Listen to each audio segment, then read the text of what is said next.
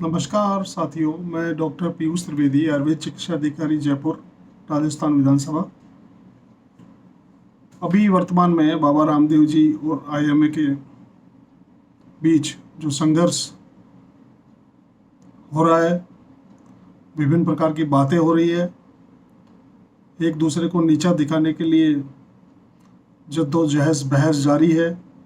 हर TV channel पर यही दिखाया जा रहा है कि बाबा रामदेव जी द्वारा कथित कथन गलत हैं, आईएमए द्वारा कथित डॉक्टर्स द्वारा जो कहे गए वर्ड्स हैं वो अच्छे हैं। मेरा एक सुझाव है, भारतीय चिकित्सा पद्धति जो कि वर्षों से हम लोग उपयोग में लेते आए हैं, ऋषि मुनि के समय से ये प्रदत्त पद्धति है और भगवान धन्वंतरी इसको लेके जब धरती पर अवतरित हुए तब यह संदेश चरक संहिता में उल्लिखित है कि जब जनता के बीच हाहाकार होने लगा, विभिन्न प्रकार की बीमारियां आने लगी,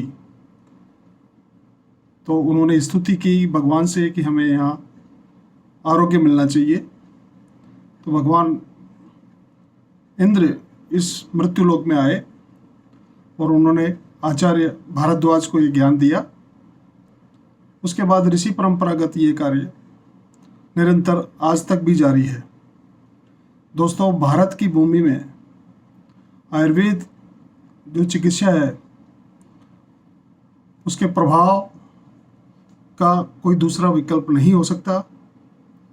अगर आपने आयुर्वेदीय दृष्टि से आपकी दिनचर्या रखी, ऋतुचर्या रखी, आपका आहार विहार रखा और नियमित आपने योगाभ्यास साथ में किया, तो निश्चित रूप से आप हमेशा स्वस्थ बने रह सकते हैं।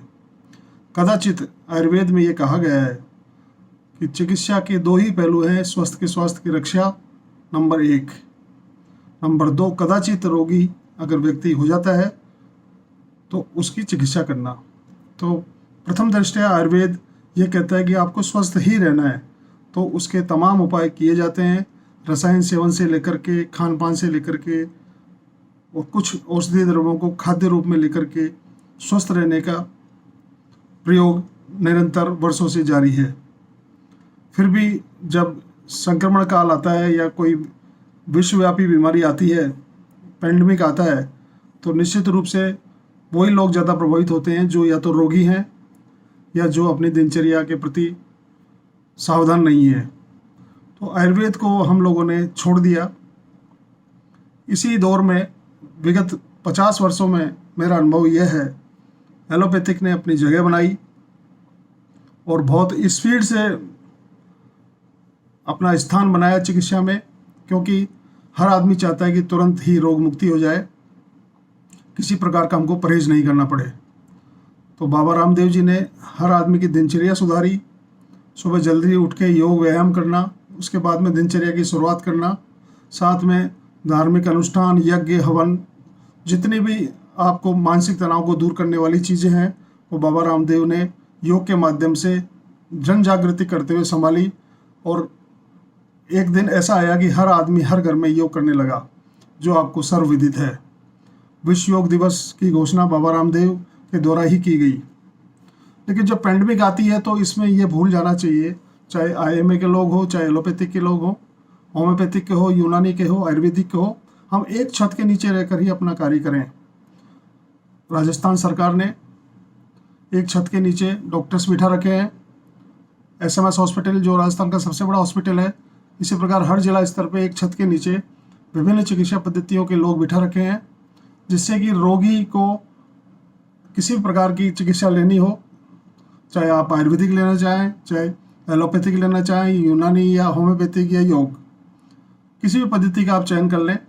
साथ ही डॉक्टर्स भी आपस में एक पैनल बना करके कि इस रोगी को किस प्रकार से मदद हो सकती है जिसको अन्य जगह रेफ़र नहीं करना पड़े, ये सोच करके ये बनाया। लेकिन जब एलोपैथिक वाले आयुर्वेद को स्टूपिड साइंस और नकारा साइंस मानने लगे, तब विरोध होना स्वाभाविक है। तो बाबा रामदेव ने जो क्वेश्चन किया है, बाबा रामदेव ने तो एक बार ही कहा है कि ये बेकार साइंस है, एलोपैथिक बेकार साइंस है। उनका आशय यह है कि अगर हम नियमित दिनचर्या रखते हैं, योग व्यायाम करते हैं, आयुर्वेदिक दवाएं का भी सेवन करें या न करें, लेकिन शरीर को स्वस्थ रखने के तमाम जो घरेलू उपाय करते हैं तो हम स्वस्थ रहते हैं, तो हमारी शरीर की रोग प्रतिरोधक शक्ति बढ़ी रहती है, वो कभी कम नहीं होगी। वो जीवन हमको सिखाना चाहते हैं, न कि उनका एलोपैथिक से कोई विरोध है, क्योंकि एलोपैथिक तात्कालिक उपचार में सर्वश्रेष्ठ है, सर्जरी में सर्वश्रेष्ठ है और पूरे विश्व में सर्वश्रेष्ठ है, क्योंकि जिसको जनता चाहती है जीत उसी की होती है। जनता उसी को चाहती है जिसके रिजल्ट्स हैं। बात आती है आयुर्वेद की, तो आयुर्वेद चिकित्सा बहुत बड़ा विज्ञान है, जीवन विज्ञान है। इसको चिकित्सा शास्त्र नहीं कहें आप, ये जीवन पद्धति है। हमारे माननीय प्रधानमंत्री महोदय नरेंद्र मोदी जी ने भी इस आयुर्वेद के लिए कहा था 2014 में कि आयुर्वेद जीवन विज्ञान है, इसको चिकित्सा विज्ञान तक ही सीमित नहीं रखें, ये पूरा जीवन सिखाती है हमको। तो दोस्तों, हमें सारा विवाद छोड़कर इस पेंडेमिक में जिस भी चिकित्सा से राह मिलती हो, रोगी को रास्ता मिलता हो या लाभ मिलता हो, वो सारे उपाय करने हैं। चाहे आप कोरोना की प्रारंभिक अवस्था में आप उपाय बताएं, चाहे कोरोना होने के बाद कुछ उपाय बताएं, चाहे आप पोस्ट कोविड के बाद घर में जो उपाय बताएं, वो सब हमको करने हैं। इसमें कोई प्रतिशत नहीं देखना है कि हमने इतने % ठीक किए, इतने % ठीक किए। हम चिकित्सक हैं, रोगी हित में हमेशा काम करेंगे, मेरा यही विचार है।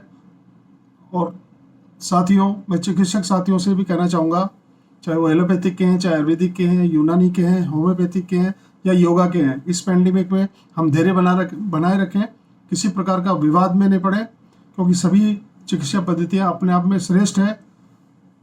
धन्यवाद।